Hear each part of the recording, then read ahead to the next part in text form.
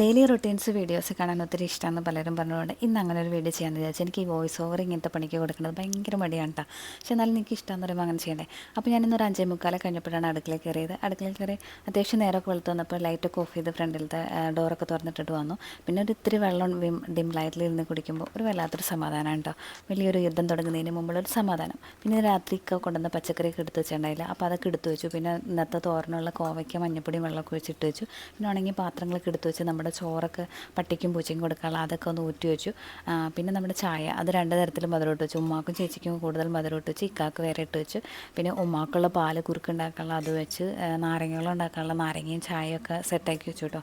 പിന്നെ ചേച്ചി വരുമ്പോൾ ഉമ്മാക്ക് അതൊക്കെ എടുത്ത് കൊടുത്തോളും. അപ്പോഴത്തേക്കും സമയം 7 മണിയായി. പിന്നെ അപ്പത്തിനുള്ള മാവൊക്കെ അരച്ച് വെച്ച് നമ്മുടെ എന്താ പറയുക സവാളയൊക്കെ അരിഞ്ഞ് വെച്ചിട്ട് ഞാൻ മാമ്പഴം പറക്കാൻ പോയിട്ടാണ്. മാമ്പഴം ഇപ്പോൾ കുറഞ്ഞ് വന്നു. പിന്നെ പഴുത്തതും പഴുക്കാത്തതൊക്കെ ആയിട്ട് സെപ്പറേറ്റ് ചെയ്ത് വെച്ച് ഇന്ന് എടുക്കാനുള്ളത്.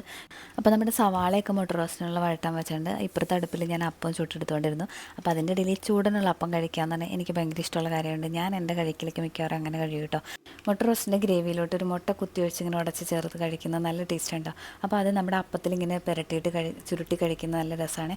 എൻ്റെ അപ്പം കഴിക്കലൊക്കെ നേരത്തെ കഴിഞ്ഞെങ്കിൽ ഞാൻ നിങ്ങൾക്ക് കാണിച്ചു തരാൻ വേണ്ടി ഇങ്ങനെ ചെയ്തതാണ് കേട്ടോ. പിന്നെ നമ്മുടെ ചായ ഒരു ഗ്ലാസ് ബാക്കിയുണ്ടായിരുന്നു. അപ്പോൾ അതിലേക്ക് ഇത്തിരി മധുരോടെ എനിക്ക് വേണമായിരുന്നു. അപ്പോൾ അത് വിട്ട് കുടിച്ച് ഇന്നത്തെ ചായ കൂടി അങ്ങനെ കഴിഞ്ഞു കേട്ടോ.